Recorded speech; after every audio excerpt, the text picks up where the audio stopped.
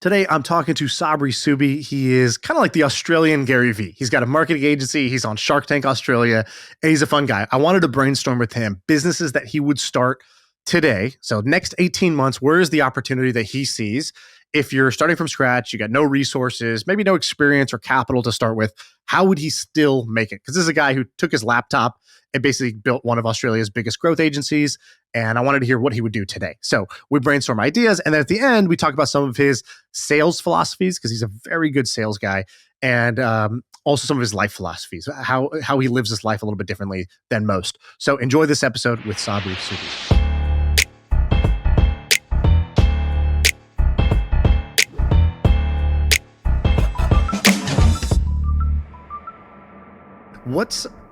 What are some ideas or business ideas that you are excited about right now? So trends that you're seeing, opportunities you see. If you weren't doing what you're doing right now, what things would you be interested in? What businesses would you go create? So I've got a few, and I'll start from I'll lead up to the best one, what I think the best opportunities are, right? So I would say the first thing that would be a very, very compelling offer is when you're running a business and you start with one traffic channel, right? And you kind of start with one traffic channel, you make an offer, you get something working. It might be Google ads, it might be Twitter ads, it might be, TikTok. It doesn't matter what it is. You run with one channel, you see some success, and then, you got sales coming in, customers are coming in. And like a lot of businesses, there's always so much more opportunities that are flying by you. And it seems like the bigger that you get and the more success that you have, the more illustrious that these opportunities are. And the challenge is that focus is the main thing what I have found when running businesses, because I had shiny object syndrome really, really badly in the beginning of my career. And that's where I had these ups and downs, and I made money and then I lost all my money and then I had to do everything again. And it was all because I lacked focus and I was just looking for the next new sexy sales channel or the next new business model. And so that's something that I see for a lot of businesses, and they know that they need to focus on one thing. So they focus on one traffic channel, but as a result of that, they also then say no to a lot of opportunities. So I think that a very good opportunity right now is to reach out to businesses that are running ads on a platform, whether it be Google, and say, hey, you got your funnel here, it's all dialed in, it's obviously working, but I noticed that you're not running any Facebook ads. Right? And that's always because they need a team, they need expertise, they need to do something, or they tried it and it didn't work because they tried to use the same funnel they were using on Google ads, on Facebook, from hot traffic to cold traffic, and it didn't work. And you just say, look, I'm going to do everything for you. Don't pay me a cent. I'm going to build the funnel. I'm going to run the ads. I'm going to show you that this works. And I just want a percentage of the sales, right? From this traffic channel. There's no risk, and it's only going to result in something that's actually proven. And I think there's so many platforms that you can do that with. There's a lot of people that are like really all in on Facebook ads right now, right? And Meta ads. And they're kind of waiting to see what happens with TikTok and the ban, and they're not really running that yet, where you could come to those people and be like, awesome. What we're going to do is we are going to run TikTok as a platform for you. Right? We're going to build the funnel, because what a lot of people don't understand is there's different compliance for TikTok and Facebook. So we're going to build all of that for you. We're going to run the ads. We're going to do everything. You're not doing it right now. And we just want 10% override, and we'll do everything. Nice. And so what do you call that pitch where it's not like, it's like a reverse sell basically, or it's a killer offer where you're offering them something that they'd be a fool to say no to, right? It's a no-brainer. Do you have a phrase for that? Because I know you're good with coining. Yeah, I call it the Godfather offer, right? So it's like making like, your prospects an offer that they simply can't refuse. And when I think back now to like all of the roles that I had, that, the companies were crushing it, they were growing very, very quickly. They all had a very, very strong offer. Like that was the one thing that was the throughput to all of that. We had the same thing happen in e-commerce. A lot of stores are on Shopify that are not on Amazon. And what you can do is you can go to every Shopify store that's not on Amazon, and a very simple pitch, a very kind of rinse and repeat pitch. You basically would search for a Shopify store above X in traffic, which you can go use SimilarWeb or whatever to the Chrome extension will just tell you that. And you say, great. You reach out to them cold. You can always get the business owner's email, and you say, hey, notice you're not on Amazon right now, probably because it's a big lift. It's kind of operationally intensive. You don't know where to do blah, blah, blah. But I did a little research, and 3 of your competitors are on Amazon. There's another tool that will tell you how much somebody's selling. So you say, your competitors are doing $1 million a month on Amazon right now. And actually, there's low competitiveness for this keyword. I think you're leaving X dollars on the table. It'll take some time to ramp up, but I can do that for you. Leave the items in your warehouse. You don't even need to ship it to Amazon yet. We could start simple, and then we can get more complicated once it starts to show results. And you could pick up, $5K a month, $10K a month clients. And, 10 $5K a month clients is $50,000 a month that really one person who understands Amazon FBA could do. And to understand Amazon FBA is like, you're 4 months away from being good enough to operate this for one store. And then you do it for 2 stores. By the time you do it for 2 stores, you could do it. You'll be able to do it for 10. You'll just have to hire a couple people. And so I think that's another example of people just find a class of businesses that are not on a channel and make them a custom killer offer, or as you call it, a Godfather offer to do business with you. Exactly. Yeah. And I think that is something that is not a lot of people are talking about, and it is a very nice shoe-in. You're already being able to identify a group of people that would be a perfect candidate for what it is that you've got, that have money, right? But they don't have time, and they don't have the expertise in that channel, and just bringing that to them and making it a very, the mistake here is people try to do this for podcasters. They're like, hey, you should be posting clips, or you should do this. I'll do it for you. And then what they forget is that most podcasters don't have any money, or they don't make enough money on a podcast to be able to do this. And so you want to go fish in a pond where something like e-commerce works, because if an e-commerce store is still in business 3 years later, it's making money. And for them, it's very easy to say why they should do this new channel, because it will also generate money right away. You can make a strong case for why Amazon is worth it, because it'll generate revenue from day one.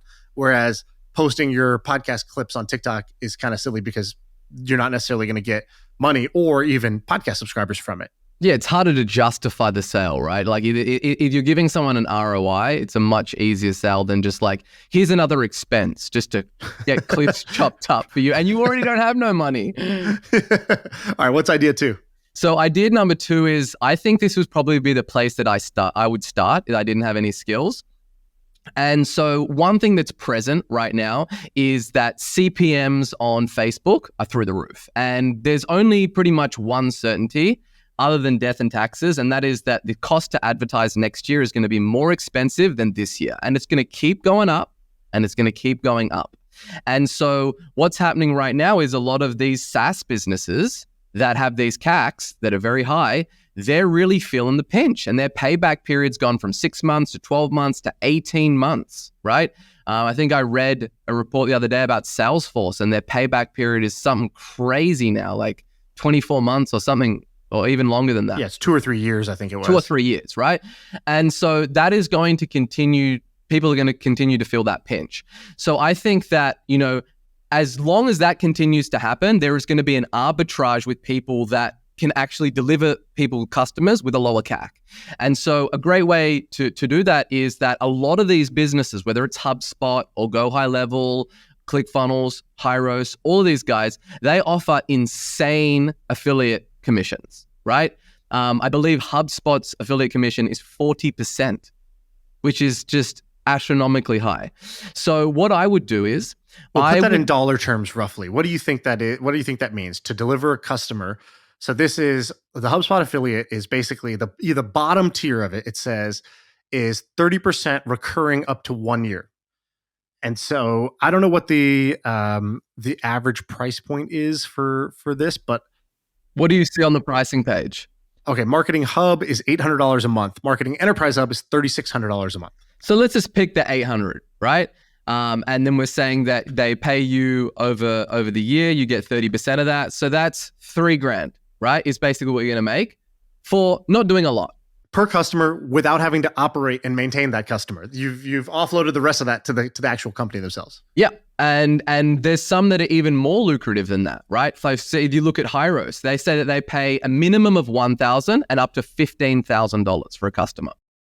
And there's countless of these guys. So what I would do if I was in this niche is I would pick one niche. Let's just say it's chiropractors. And I would build out a full funnel that I know converts for that niche. With an offer, the opt-in, the email flows and everything. I would then build a list of people for all chiropractors in whatever the geography is that you want to service. You can do this on Upwork. You can do this with Built With. You can do it with a whole bunch of them. And then I would run a campaign where I outreach to these people, or I would cold call these people. And I would say, hey, I can see that you're running ads right now, but you're sending them to your homepage, right? Just tell me the date that we can hold the funeral for all the money that's being murdered from you doing this. So instead, what I'm going to do for you is I've already built you a funnel, and here it is, right? You get the email flows, you get the landing page, the offer, everything like that, the text messages. You don't need to pay me nothing for it. I usually charge $5,000. All that I ask is that you sign up through this affiliate link in order to sign up and get this funnel through HubSpot for free. Right? Of course, I have to pay there, and then I get my kickback. And that is something where a lot of agencies that service chiropractors or dog washers, or it doesn't matter the niche, these people are actually charging for that. So if you're able to go out there and actually just offer people, or the same thing with Hyros, right? It's like their guarantee is like they're guaranteed to give you an uplift of 15 to 20% in revenue from that. Build a list on Built With of all Shopify stores, cross-reference the ones that are running Facebook ads, that have the Facebook ads pixel on there, and I will guarantee to increase the revenue tracked from your ads by 20%. Interesting. Okay, so I didn't understand the genius of your idea here. So what you were saying, I thought you were just saying, hey, HubSpot pays an affiliate commission, become a HubSpot affiliate, run traffic to get people to sign up for HubSpot. But no. You had a two-step system. You were saying, find a bunch of people that, if they were sophisticated in their funnel, would have enough leads where they would need to use HubSpot. So you're like, let me just create a free turnkey funnel for chiropractors, then go to the chiropractor and have them just give that to them. And they're like, wow, thanks. Really? What's the catch? And you're like, oh, the only catch is that these leads need to live somewhere. They should live in HubSpot. Use my affiliate link when you sign up, when you go ahead and make that official there. And so that is how you would generate a higher volume of customers for these SaaS products, by giving away the thing to the end user who needs to use it. Correct. All right, look, the question that Shaan and I get asked constantly is, what skill set did we develop early on in our careers that kind of changed our business career? And that's an easy answer. It's copywriting. We've talked about copywriting and how it's changed our lives constantly on this podcast. And we give a ton of tips, a ton of techniques, a ton of frameworks and throughout all the podcasts. Well, we decided to aggregate all of that into one simple document so you can read all of it. You can see how we've learned copywriting, but you can see the resources that we turn to on a daily basis. You can see the frameworks, the techniques we use. It's in a simple document. You can check it out in the link below. All right, now back to the show. Okay, smart. All right, cool. I like it. Give me another one. Give me a different one. Is there one that you have that's not as internet markety? Well, I do. I have. They are pretty much all kind of in that internet marketing niche. Another one that I think, I'll hit you with two more. So the next one that I would do is, there are 400 million small businesses in the world, right? There's 60 million in America. There's 5 million in the UK. There's 2 million in Australia. And as everyone moves online, and there's people all over at all different time zones that want to get in contact with these businesses. A lot of these businesses have a Google My Business listing, right? A Google page with their reviews and all of those kind of things. And the thing that very, very few of these people offer is live chat. So I would offer live chat as a service. And if it was just me and I was trying to start a side hustle, you know what I mean? I could do it after hours, where a lot of people don't have the manpower to offer support after hours or to be able to field inquiries. And again, it would be free. I would say, hey, I'm going to do this for you, no charge. So I don't need to try and convince these people to do it, right? A compelling offer is infinitely more powerful than a convincing argument. So I do not want to get into a convincing argument over the phone that they should do this and they should pay me money to do this. I would say, cool, I know that this can increase your sales by 10%. Because I can look at your Google My Business listing and say that you're getting so much traffic after hours that you guys aren't open, where no one can get in contact with you. I'm going to field those leads. I'm going to nurture those leads. I'm going to then send them to your sales team, or even close some of them for you through chat. And I want a 20% commission as a result of that. I would start it as myself until I got it going. And then I'd hire some people in the Philippines or wherever it might be to actually service that. And I think that is something that for people that are running ads or that already rank on Google, is just a nice little shoehorn. It just fits.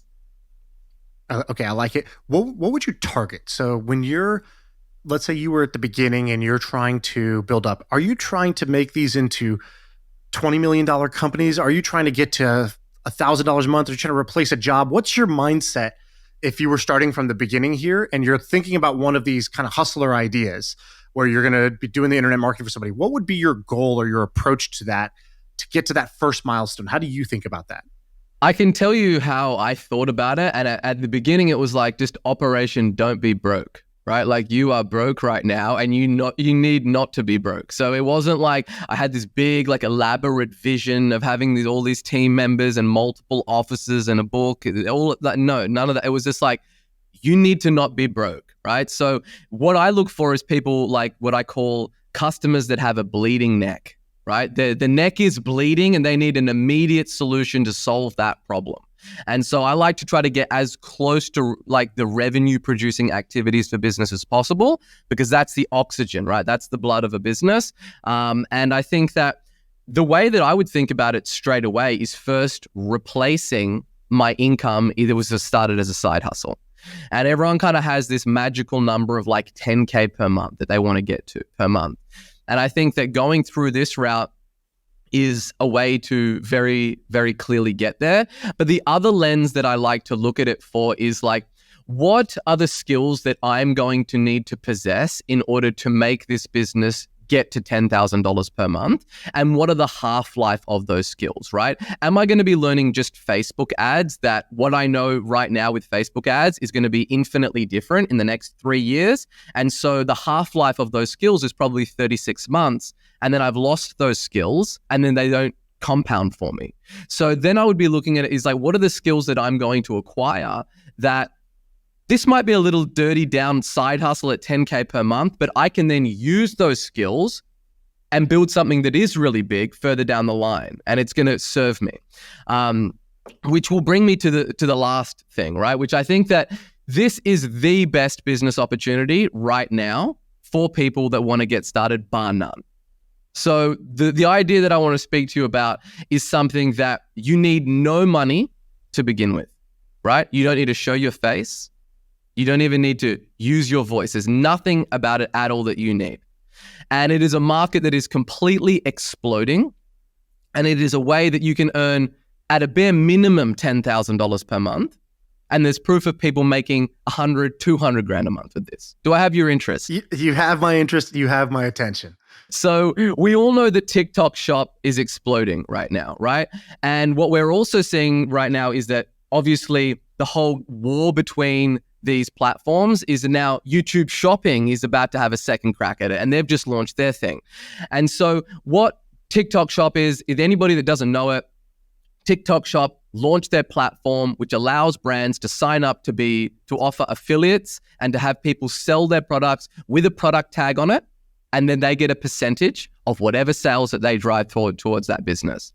And this thing is exploding. Like social commerce under that umbrella is completely exploding. And we're kind of in a war right now for like Gen Zs and these younger generations. Like everyone wants to get in on these guys because they know, right? If they don't focus on them now, they're going to be dinosaurs in the next 5 years. So what you want to do is you can use a website like CaloData, or there's another one called Fast Moss, and you can go through and you can find the best selling products on TikTok Shop. And then they will tell you, not only they'll show you exactly the revenue that these products are doing, they'll show you the TikTok videos and the reels that people are using to actually sell these things. Now, you might be thinking right now, I can hear them. I can hear the objections coming out of the back of the crowd. I don't want to show myself. I'm not a content creator. Well, this is where the magic happens, right? You don't need to do none of that. So what you can do is a lot of the people that are selling the most through these platforms is they're using 11 labs, right? Cool, $20 a month. We're good to go on that bad boy. And you can start to look at the scripts on something like CaloData and have a look at what are they writing in them, get them transcribed, figure out what's making the ones sell the most, what's one making get the most views, reverse engineer that. Then you can plug that into something like 11 Labs. It will give you the voiceover for it. And then you can use Midjourney or whatever free AI generation tool to create the images for that, and then throw all of that into CapCut and away you go, and the boys are cooking, right? The boys and girls are cooking if you do that. And you might be thinking, yeah, that sounds okay. Like, there are people printing with this. There are kids out there that used to work in Chipotle that are earning 50 grand a month doing this. And it's not by doing 1,000 of them, right? It's about doing one a day. Right. What's an example? How did you stumble across these kids, or give me a story about somebody you met that's doing this? Yeah, well, I kept on seeing all these crazy ads for like this stuff, and it was like called Shilajit resin. And I was like, what the hell is Shilajit resin? And it was like this black tar, and it was like an ad that came up, and it was like, what would happen to you? This is what would happen to you if you ate Shilajit every day for 14 days. What is Shilajit resin? I've never even heard of this. Shilajit is like a black tar that they get in the Himalayas in India, and it has like all of like the essential minerals. You drink it? You put it on your teeth? What do you do with it? It's wild black syrup, and they sell it in these tiny little like jars that look like a lip balm jar, and it comes with a golden spoon. And for anyone that runs ads, know that is immediately killer, right? Yeah. That it's a little pattern interrupt, this black tar. It looks really weird on the feed. And so I started to see these things everywhere, and they were all AI voices, and they were making the most outrageous claims that I've ever seen, that it doubles your testosterone, it increases your pencil size, as they call it, and it does all these wild things, right? And all these like weird people getting jacked with this black tar all over them. And I started to look. Then once I clicked on one, the algorithm knows, and I start seeing these things everywhere. And I was like, I need to go down this rabbit hole. I need to. I am a man of the internet, and this is my duty. So I will go down and I will start to investigate this thing. And so I found this company called Better Alt Himalayan Shilajit resin that all of these TikTok affiliates were pushing. And then I found Calo data, and I plugged them into that, and I saw that they were selling 91,000 units, right, over like a 90-day period. It was like 1,000 units a day of this Shilajit resin. And I was like, that is insane. And then I went further down the rabbit hole, and these guys had done just shy of $9 million in Shilajit resin. In 90 days. In 90 days through TikTok Shop. $100,000 a day on TikTok Shop. Yeah, and that was the tip of the iceberg, because then I went over to their funnel and started to have a little look and started to see what I could find. And there was like thousands and thousands of reviews. And then if you go to their website, that they say that they've sold 9.5 million servings, right? And it's crazy. Like it was like a $200 million worth of Shilajit if you looked at it, calculated that based on their lowest average order value. Yeah. Okay. So they're crushing it. What's the other one? The like Guru Nanda or whatever that is. The teeth. Is it teeth whitening or what? Yeah, what is that thing? You would have seen this Guru Nanda oil pulling kit everywhere. These guys are all over TikTok. Like they do lives. Their funnel is very crazy. Also, and who's behind this? Is this just like two 26-year-olds or like who is? How did they do this? Because it sounds like some ancient Indian herbal recipe or something like that, which is exactly how it's meant to sound, right? But it's crushing on TikTok Shop, so I assume it's like a guy with a zero high fade on a haircut, exactly, who is behind this. Do you know the story? Do you know who these guys are? I don't know the founders behind these things, but basically, I guess like one thing that they all have in common is story-based copy. Right? It's all about the story about the thing that they've got, and they'll focus on ancient oil pulling. The Egyptians used to do it, and there's still people that are mummies that are under the pyramids that have perfect teeth because they've been doing this oil pulling, and then they hook you in like that. And yeah, Guru Nanda, same thing here, like 100,000 units a week through TikTok Shop. Well, I'm looking up the founder right now. I mean, it looks like what you would expect. And either this is a fake AI generated guy, or he's got a nephew. He's got like a nephew with the fade who is doing this, because it is remarkable how much they've done. Give me a sense of the numbers. How big is this thing? I thought this was the number one selling product on TikTok Shops for a while. Yeah, it was. They're doing like I think they had done like 1.2 million in sales through the app, 100,000 units a week. They got 40,000 reviews, and there's like 30,000 videos tagged with Guru Nanda on TikTok. And again, this is only seeing the numbers directly through TikTok Shop using these websites that you can find them. But the crazy thing is all of these products, they've got way more reviews on Amazon, because the thing that they're doing so smart is that like you've got a lot of people that are promoting the product on something like TikTok, right? And they're getting a lot of attention and eyeballs on it. But then the people arrive at something that is much more trusted, like Amazon. And then they get that little bump in conversion rate. There's trust already. They're sold from a video. And then they get all of these secondary sales. So the opportunity here is twofold, right?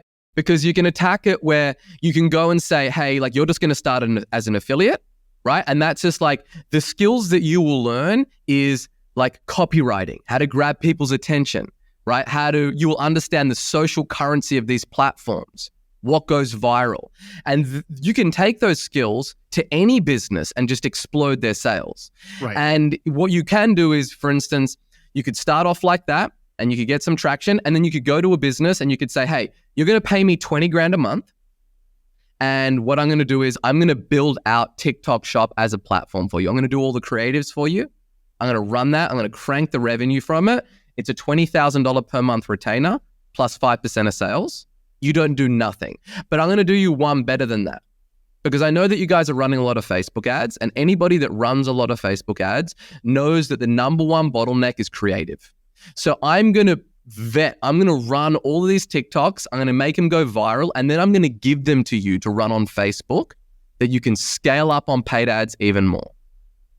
100%. This is a great idea. And the beauty of what you just said is you're going to learn these more timeless skills, copywriting, understanding consumer psychology, video editing, video storytelling, knowing how to utilize social media to go viral. All of these things, which are horizontal skills that could be used in any business, but you're going to get paid to do it. You're getting paid to go to school to build the most valuable skills that exist for marketers going forward, by doing this as either affiliate or as a retainer consultant for some of these brands. And that's the reason why I think it's the best, is because the skills that you're getting and getting paid to get are going to serve you for the rest of your life. Like, these are not skills. These are not shiny objects that are going to go away. Like, we are going to be communicating in 20 to 30 years from now, right? And it's going to even be a more hyper fragmented. There's going to be even a greater war for attention. And if you get the reps in now, if you're uploading a TikTok a day, right? Just imagine the skills and the understanding that you have on human psychology in a year, in 2 years' time. And what that will allow you to do if you go into a more legitimate business and you know this and you know all of those skills, what you'll be able to bring to those businesses. I mean, I think this is great advice for people early in their careers, people whose main attribute and asset is hustle and willingness to learn things and figure them out. If that's all you have going for you, then this is the perfect type of thing for you, especially if you don't have, coding skills, right? If you can't build in other ways, then, which is me. I was that guy, right? I was 21 years old. I didn't have coding skills. I didn't have any assets. I didn't know, if I was a great investor, cool. I don't have any money to invest, nor do I have any track record to be able to go raise money to invest. So I can't do that career yet.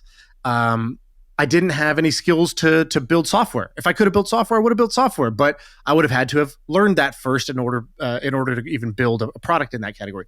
Whereas this is something that the bar to enter is so low that it's applicable advice to anybody who's at the beginning. I'll just say that. So I don't necessarily think it's the best, but I do think it's the best for a certain group of people who are in a certain context where they only have certain attributes and they have certain things that they're lacking at that time. Correct. You just don't need anything to get started other than time. And that's when you're broke, that's all you have is time. And the reality of it is that most of these people are already spending 4.5 hours a day on their phone. So that's where I believe that it's a very ripe opportunity. You have a few phrases that I like. I want you to tell me about them. One is kill the little bitch inside. What is this? It sounds like a David Goggins phrase. Yeah, I think that there is a duality of man that is present.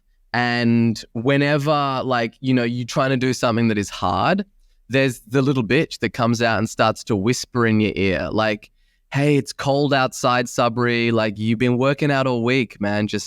It's okay. Just roll over and go back to sleep. Or, hey, you've already had really great conversations this week. You send out some very promising proposals. You don't need to make another 20 cold calls, right? Just knock off for the day and go hang out.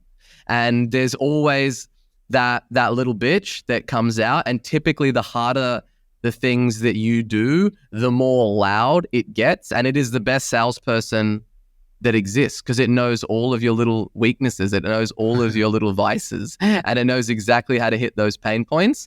And I have found that the harder things that I do, the more it's my ability to silence that person and to do things despite them. And I have like an interesting relationship with that little voice that lives in my head, because if it rears its ugly head and tries to say that stuff to me, then I just put it through pain. So it's like, you need to skip the gym. Like, you got a little bit of a tweak in your muscle, like, don't go. It's like, just for recommending that, like, we're going to finish the workout with 15 minutes of hill sprints. Like, you shouldn't have come out here today.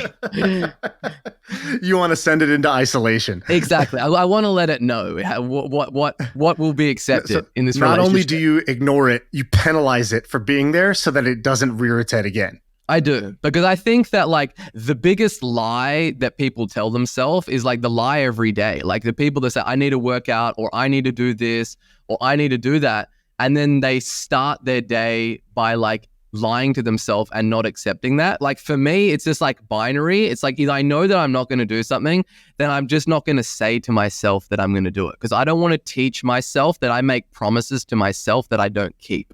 Like, that's a really bad thing.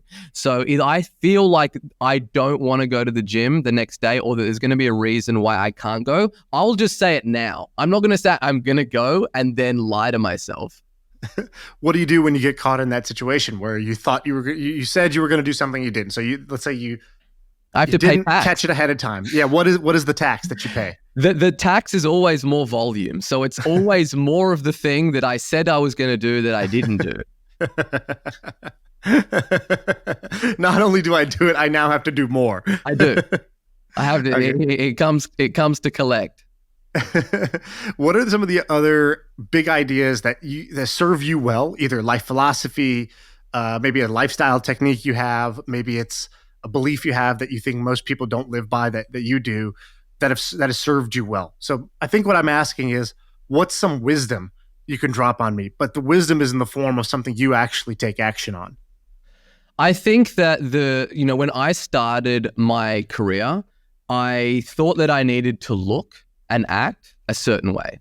And, I was, watching business shows, I had read business books, and I was like, okay, I need to be like this serious dude. Like, I need to wear a blazer and I need to show up like a businessman.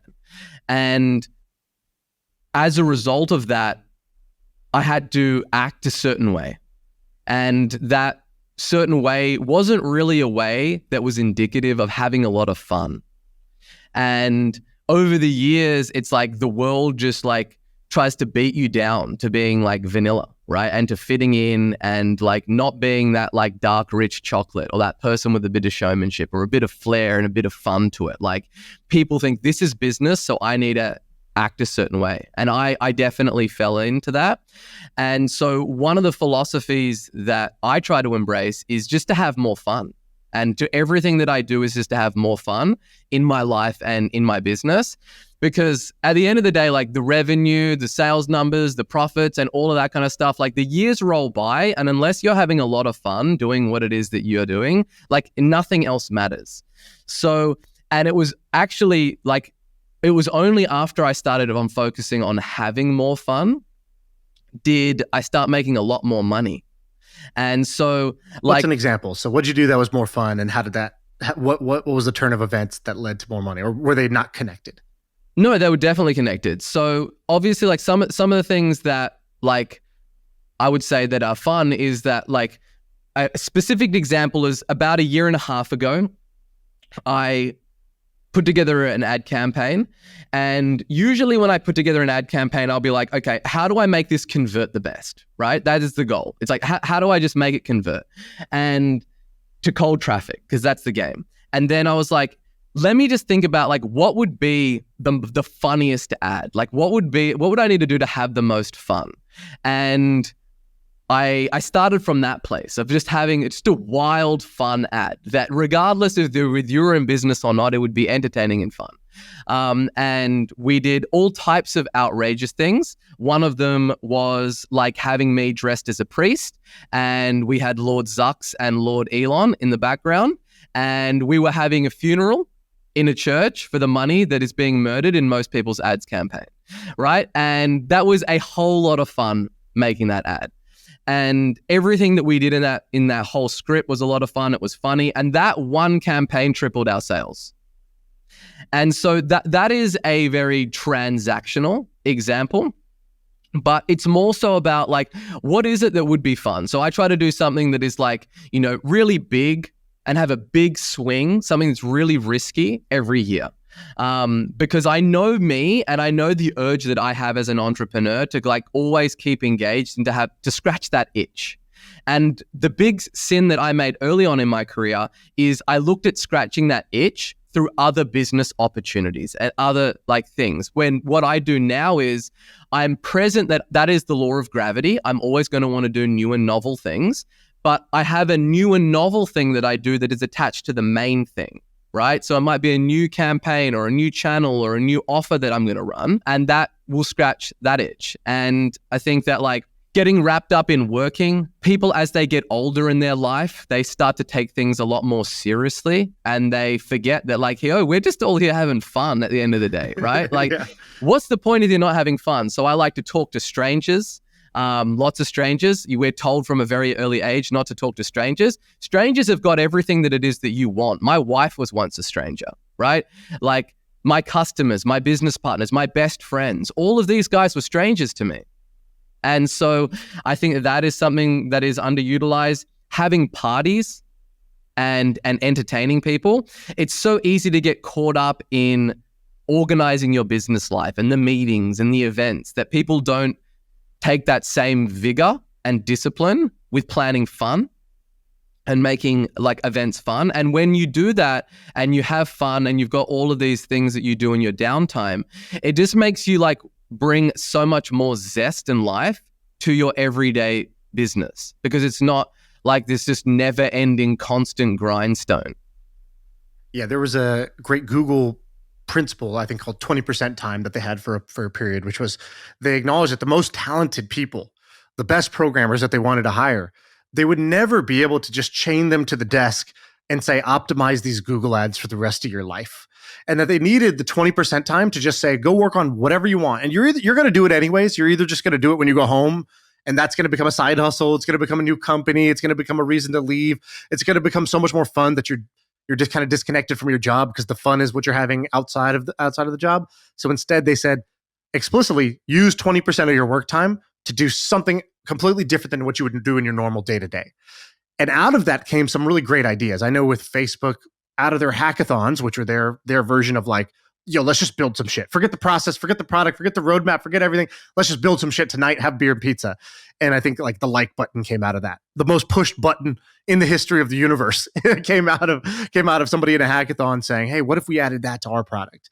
And so I think that there's great examples of this in business as well. We used to have a do cool shit budget, which was we would take 20% of our time, but we'd also take, I think it was like 10% of our money. We said 10% of the marketing budget has to be a no ROI play, meaning we think it's awesome, but it's not measurable. It's not clear. It's not proven that this would work. And it was only out of that extra 10% that we would do things that were the kind of big swings, out of the box ideas that might result in a big winner, or might result in we just tried something, we learned some fun, we have a good story to tell, we move back on, and we had a creative release that we now use to do something else. Tim Ferriss was on the podcast and he said this well. He goes, I've learned that just because I charge my batteries doing something silly doesn't mean I have to use them doing something silly. So for example, he will do something that's not quote unquote productive because it charges his batteries. And he's like, now I have batteries to go do more productive stuff if I wanted to. If I only ever do the super productive stuff, but it's just draining my batteries, that's not better. That's not the way. That's not the way. And I think that is even a more powerful example, right? Because like looking at like Google's like, their 20% time and all that, that's still tied to work, right? But it's more so, it's like, as we get older, like most people think that getting old means getting boring. Like, just think about it. Like, think about most people as they get older and they have the kids and all of these things happen, then it's like they just feel like that is almost like a hall pass to being boring and just like fitting in and doing stuff. So like there's this annual survey that they do every year that is the happiness index, right? That measures people based on their happiness. And if you ask most people, like, are you happy? Or like, if you had to rate yourself on a scale of 1 to 10, how happy would you be? Most people say 7. Yeah, 7. Right? Obviously. Yeah. But I don't like to live at 7s, right? Like I want to be very happy and I want my life to be very, very full. And I just think that there's far too often we take things far too seriously that do not need to be taken seriously. And we feel like that because naturally we're getting older or we're getting more cynical. And it comes back to, you need to do silly things that do charge you and that you do get energy for, because you want to have like those sprints. It's not about sitting down and working 16 hours a day, just grinding on something because you've got the hours to do it. It's about doing your most meaningful work. And I find that I do my most meaningful work when I focus on having more fun with everything that I'm doing. Because it's like, if you're going to compete with somebody, it's like the Naval quote, right? You want to do things that feel like play to you and that look like work to others. Right. So if you can inherently have more fun doing those things, you're going to do them for longer, you're going to get better, and you're going to see better results. Can I read you a quote about this exact topic? An hour before this podcast, I was supposed to be preparing for the pod, but I was deep in a rabbit hole on Sylvester Stallone, of all people. I was studying the story of Rocky and Sly, and he said this quote. He goes, "I think that life belongs to people who can make a sick joke out of it all." And he said, if you take life too seriously, I don't know. Either you either think one of two things. Either you think that life is a comedy, or you'll feel that life is a tragedy. And I just love that. And it reminds me of, I was at a Tony Robbins event once, and there's 7,000 people from 56 countries, and we're all totally different ages, groups of people, different, backgrounds, different economics, different everything. And he says something, he goes, show me what a depressed person looks like. How does a depressed person stand? Don't say a word, just how do they stand? And everybody instinctively does the same thing. You sort of shoulders down. He said, how do they breathe? It's like shallow. It's not deep breaths. He said, how does their face look? And you could see everybody, regardless of background, we all knew the protocol. And he says it, he goes, you guys have practiced this, right? You know what stress looks like. You know what depressed looks like, because we all know instinctively what that looks like. You said something earlier, which is that we all believe that as you get older, you get boring. Nobody says that out loud, but I think it's an implicit belief that's baked into all of us, just like knowing that, well, if I want to be in a low energy depressed state, I should hunch over, breathe kind of shallow, shuffle my feet, and talk in a low voice. That is going to manifest that. In the same way, I think that most people truly do believe and accept that as I get older, life becomes more boring. And that's crazy. We got to like uproot that and eradicate that as a default way of accepting how things are going to go, because it's these beliefs that are so ingrained in you that you don't even really acknowledge. Those are the ones that kind of drive your life. Correct. And it's all driven by the activities that you do. If you think about like, why are you like more energized and excited for life, when you're maybe in your 20s as opposed to being later in life, right? Just as an example. And a lot of the times it's because people stop doing new things. And it's like they just repeat the same thing every day. So Instead, it's like the manga quote of like, show me where I'm going to die so I never go visit there. It's the same thing, same activities. You want to look at like, well, why do you have a little bit more pep in your step when you're younger? You're always doing new things. You're taking big swings. Like there's always a gain, to quote the little bitch in the back of your mind that's saying, but yeah, I have kids now. I have responsibilities. I have certain things that I need to do. Whoever said that means that you can't do also new things, or that you can't also have fun while doing those things. And it's just little exercises that you can put in your daily life that you make the ordinary extraordinary. This is a little small talk pro tip. One of the most common questions people ask is like, so what's new? That's what we ask people when we see them. What's new? And if you're on the receiving end of the what's new question, it's like, oh God, what's new? And it's sad. It's like nothing's really new. But for most of us, nothing is just new between the last time we saw you and now, right? Like we're still working that same job. We don't change jobs every week.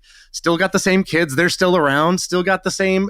Most of the things we do are the same. And so asking what's new is a terrible question to ask, and it puts the other person in a sort of, you sort of pin them into a sort of sad realization about their life in the moment.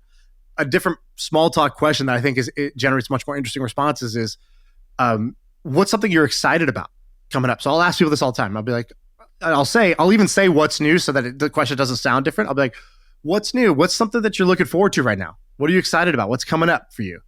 And then they'll tell me like, oh, I'm really looking forward to this thing that I'm going to go do, this show I'm going to, this thing I'm going to go see.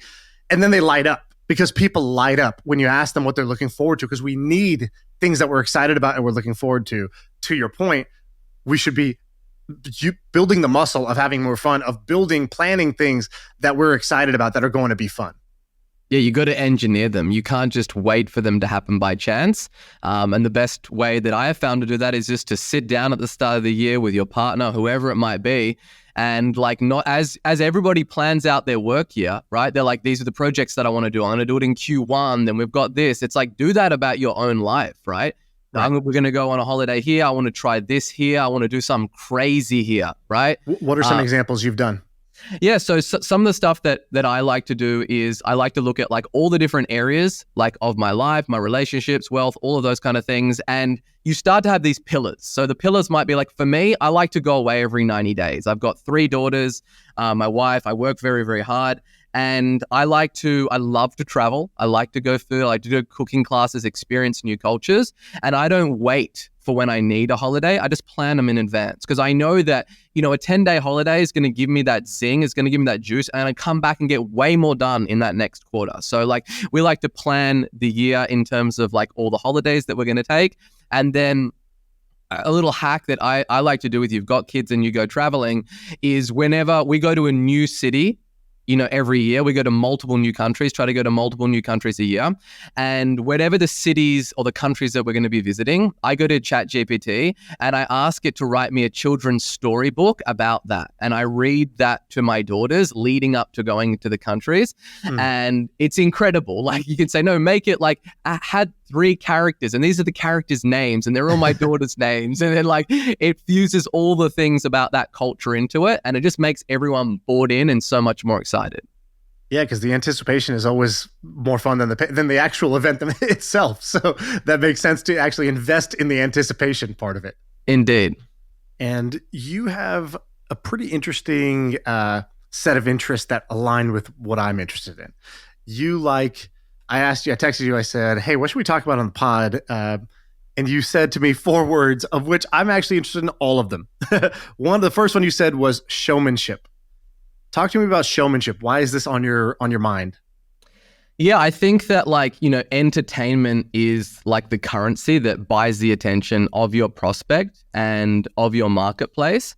And showmanship for me is like, it's a lot of things. Like it's storytelling, it's being able to have like stage presence and energy with the way that you show up. And it's also visual storytelling and being able to surprise and bring drama and excitement to whatever it is that you do.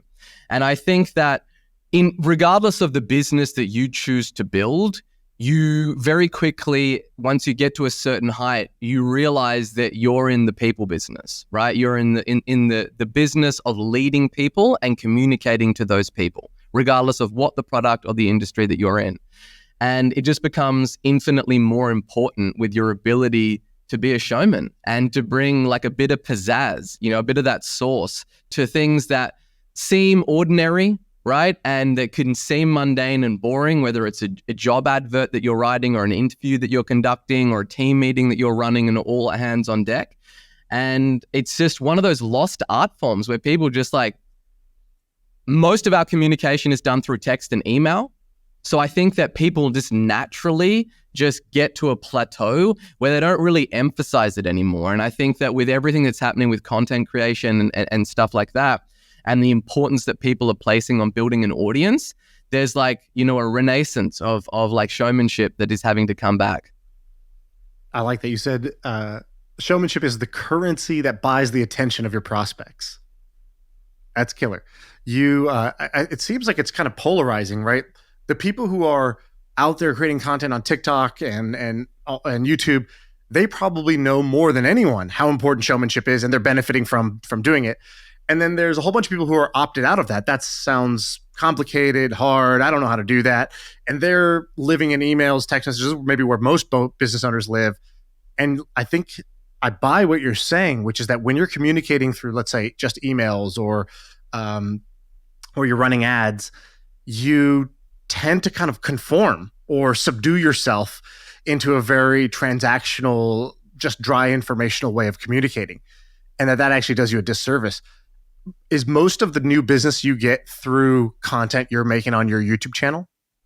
No, we run a lot of ads, so we get that as well. I look at it as like the whole ecosystem, and the YouTube content is a way to also get more reps in, right? I understood that like if I want to become a better storyteller, either I want my hooks to get more dialed in, either I want the whole thing of retaining people's attention, learning all these storytelling techniques, foreshadowing, and all of this kind of stuff that, you know, I kind of really came up through the whole tutelage of direct response and learning my way through that and understanding that like the landscape is changing and like you really need to become even better at storytelling. And all of those reps that I get in on YouTube, I can then translate them to all the ads that I do, the emails, the video sales letters, and whatever else that I'm going to do, even presenting and just being a showman. It allows me that instead of getting feedback of maybe doing a launch or a campaign every quarter, like I'm uploading a YouTube video every week. Right. So it's about practice. Let's say if I'm good, what's something you've learned in the gap between good and great on storytelling or showmanship through content? Yeah, I wouldn't say like I wouldn't put a crown on myself and say that I'm great yet. I think I've got ways to go, but I think that fundamentally it's understanding the principles of like how do you first hook somebody's attention and then retain it and then be able to make an ask. And I think that the place that a lot of people start is really focusing on how to make an ask. They think about how to write the most, you know, influential copy, the most persuasive copy, to have a huge amount of emphasis on the offer and the ask that you're making to your audience. And I think that the number one thing, if you want to improve the conversion rate of anything on any vehicle, the thing that you need to focus on is improving the consumption first. And so, you know, I think that you want to place a disproportionate amount of your effort on first getting that consumption. And the way that you do that is by understanding the hook and understanding the lead, right? So how do I have either something that's going to be a pattern interrupt or a pattern match to my market? And then how do I slowly just foreshadow? How do I build stakes? How do I have where I'm basically delaying a payoff at that and have multiple storylines in it? Because if you can do that and if you can earn that viewer, even if like, yes, you want to have a very strong offer, but it doesn't matter how strong the offer is if you don't get people to that part of your whole pitch anyway. Right. And you have an interesting method here that I just was reading one of your titles that I really like. The title of one of your most popular videos is "Sell Like Crazy, Stop Praying to the Internet Gods." What's the premise of that video? Is that like a lot of people sit around and hope and pray to Zucks about that they're going to get cheaper CPMs, right? Or everything would just get easier with my ad account. It's like the algorithm wouldn't be so wild and so volatile. Or people, you know, basically beg people for referrals and they sit around and operate their business by whatever fate falls in their lap. But most businesses don't have a repeatable, predictable way to actually put $1 into a machine and turn it into $3 or $5 or $10 back. And with all the businesses that I've seen, with the thousands of clients that I've worked with, all the businesses that I've actually been an employee of, you know, that's the one thing that those people all have is a repeatable process to go out there and get clients. Because if you do not have that, you have an expensive hobby. that just is worse than a job because you don't get vacations, you got all the stress, you got everything that else that you need to deal with, and you end up working double the amount of hours than you would in a normal job. Right. What are some examples of these repeatable systems, which might be just a sales funnel, a great sales funnel that you've seen right now that you could teach me about or tell me about? Yeah, I think that like if you look at it on like a lead gen perspective, a basic funnel is having a piece of information or a video or a free report or something that you can get your target market to raise their hand in a sea of people and say, hey, I would be interested in learning more about that. And that's the first like cardinal sin that most businesses make, is that they go out to their market and they conduct it like that they're in the dark ages. They lay out their wares like they're in the marketplace. They can say, these are all the products and services that I've got. There's a little bit of haggling back and forth on the prices, and then a deal is done, right? They're just like, get a quote, buy. Where you will get 10 times the amount of people if you go out to your marketplace with something of value to try and educate people and basically lead with your best foot forward and use a piece of content that you know that is going to be bait to get that person to raise their hand in a sea of people, right? And it can be a free report about anything. And then once you get them to raise their hand on a very small ask that is not confronting, it's not intimidating, then you have them arrive on a page where then you make your offer, right? Where then it's a basic two-step funnel. So instead of saying, get in contact with our sales team or get a quote, you say, here's a free piece of information. They download that. Then you arrive them on a page that makes them a Godfather offer to get on the telephone. And you just get 10 times the volume of people that will come into communication with what it is that you do if you do that. So what's an example of a specific example of someone doing this? So in terms of like, we do that a lot, all of our clients do that, but there is like say for instance, you're a digital agency and you want to sell your digital agency services. Instead of being like, hey, we can help you grow your business with digital marketing, you're like, here is a free report of the 22 things that you need to know when running Facebook ads, right? And then that's only going to pull people in that are interested in running Facebook ads, and a percentage of those people are going to be interested in having someone run their Facebook ads for them. That's it on the lead gen side, right? Then if you've got like the e-commerce side of things, again, it's a bit about being able to first go out there and get people's attention through content. And then the brands that are crushing it the most is they're not like, here is our goop in a bottle, here is our protein shake, right? All of these people now, if you look at the landscape with TikTok and everything that's going on, they hit you with a piece of content that it just slides under the radar. It's completely organic. It doesn't look like a sales message. And then you're watching it because it's very interested, and the algorithm does all the optimizing for you. And then you get to the end of it and then they make the ask. Right? So if they're selling like a testosterone boosting supplement, they're not like, here's this testosterone boosting supplement. Buy it. Yeah. They're like, did you know that testosterone in males has dropped by 70% over the last 10 years? And it's like, that will get someone's ears to kind of perk up and go, okay, what is that?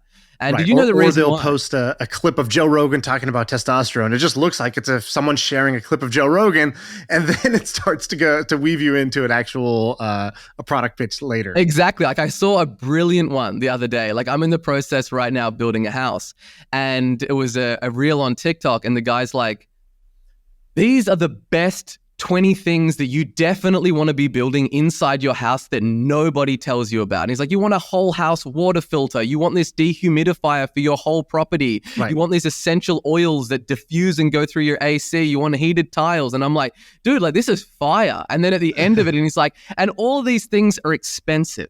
And so if you want, you must be thinking like, how much is this going to cost me? Well, I've just put together a course that shows you how to buy and flip homes, so you have the money to buy all this stuff. I was like, dude, you got me hook, line, and sinker. Yeah, that's an absolute judo flip at the end there. Exactly. Like, and forget about having a home. You can't afford it. But the way you could afford it is if you take my course and start learning how to make money online. That's amazing. You did it. You did this with your book, right? I remember going down the funnel once of your free book. And I was like, this is very, very smart. He's got a free book funnel. Tell me about this Sell Like Crazy book funnel. How many people have gotten a book from you through this? I would guess it's a pretty ridiculous number. Yeah, we've sold 1 million copies now. But are you selling them or are they free? I thought they're free. Yeah, like it's free plus shipping. Right. So like we are on Amazon and whatnot as well. But yeah, overall, we've sold 1 million copies through both the Amazon and the funnel. And when I saw this, I was like, this is genius because books are not good money makers anyways. So instead of trying to make a profit charging $9 for a book, you're like, let me give away a free book on teaching you how to sell. And then you would create what I call the yes, yes, yes, no funnel. The yes, yes, yes, no funnel is you hear somebody telling you how to do something, how to get better at something. They're not selling you anything. And you say, yes, yes, yes. That all makes sense. That's true. That's a great example. That's a great point. Yes, yes, yes. And at the end, you just say, no, I don't have the energy to do that. And at the end, what you're hoping for, the ideal prospect for a lot of these businesses is somebody who is now convinced that you know your shit, but they're also convinced that they don't have the time, the energy, or the skill to go do it themselves. And you could say, if you don't want, I'm giving you the playbook, but if you don't want to do this yourself or you don't have the time to do this yourself, luckily we're here. We do this for you. And you have a marketing agency, for example, so you could teach people, you could give away how to do marketing and people would do yes, yes, yes. And at the end they would say, no, but I'd rather you do it for me. All you've done is convince me that you are an expert at this and I want to now enlist you to do it. Yeah, and I think there's a caveat to it though, right? And so like what a lot of people do when it comes to book funnels or any of these kind of things is they effectively make the book like a thinly veiled sales pitch to do exactly just that. And one of the things that like, you know, I think I started it in the different way. Like I started in a position where it's like we were getting so much inbound to what we were doing. And, you know, we're a premium agency. There's a lot of businesses that could not afford to work with us. And they would always ask us like, who else would you recommend? Like, right, who's the no frills version of what it is that you guys do? And in the beginning, I was like, okay, let me try to find some people that kind of know what they're doing and send them their way. And they would always come back to bite me in the ass. And they'd be like, hey, you recommended this person and they just murdered my money, right? So I just decided then I was going to write like a playbook to help those people to get them to a point where they may not be ready right now, but let me give them this stuff for free. Let me literally no holds barred, give them exactly the playbook and not hold anything back. And then maybe in the future, they might come back as a client. And if not, that's completely fine. So there's a lot of people that they go the opposite route and they go, let me build the yes, yes, no funnel. And let me just make basically the book a sales letter for my core offer. And so I was very conscious of not making that the situation because I wanted to be something like books is interesting. Books is not like a YouTube video of a reel, right? Like that book is going to be around in some capacity, hopefully long after I am gone. So you really need to pour a lot of time and energy to make it the best that you possibly can. And so, yeah, like I think that's the distinction to make is that it's not a bait and switch of like, yeah, you buy the book and it's just like, I'm going to hold back all the secret juju, the secret 11 herbs and spices, baby. You're not going to know them. Right. And you need to literally lead with your best foot forward and do give them everything. And then if they arrive at that decision, they don't feel like, okay, he's giving me everything, but the secret little part that turns the machine on. Yeah, I think that's a very good point. Awesome. Well, dude, thanks for coming on, man. I knew I would learn some stuff about marketing, but I also got some good life tips and life wisdom out of this, which is always a good thing for me. So I appreciate you coming on. Where can people find you or get more about you? It's been a pleasure. Thanks for having me on. You can check me at Sabri Suby pretty much on all platforms. And if you liked this, you can go to YouTube and check me out. Awesome. Thanks, man. No problems.